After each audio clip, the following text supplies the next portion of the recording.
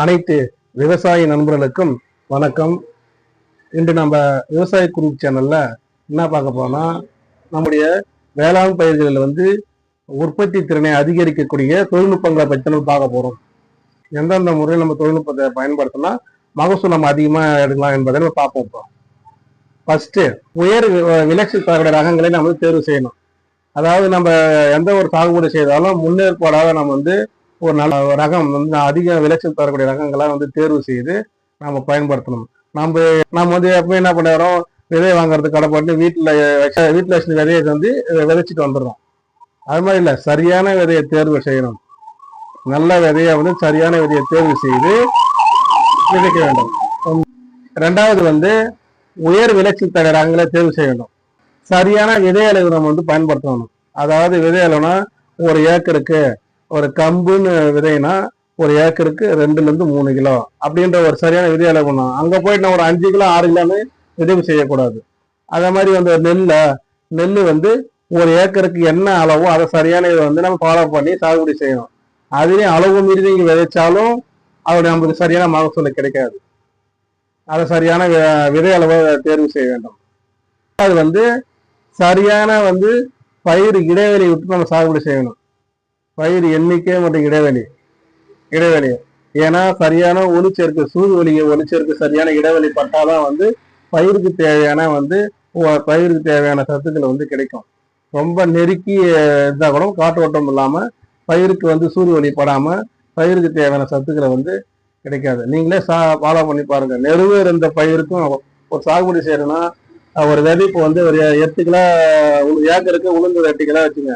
நீங்க என்ன பண்றீங்க 8 கிலோன்றது சில 15 கிலோ விதைக்கிறாங்க ஏக்கருக்கு.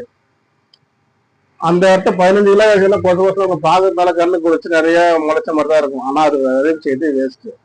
8 கிலோன்றது 1 கிலோ குறைச்சா கூட 7 கிலோ நல்லா வச்சா கூட நல்ல ஹெல்த்தியா நல்ல ஒரு மகசூல் தரக்கூடிய வகையில இருக்கும்.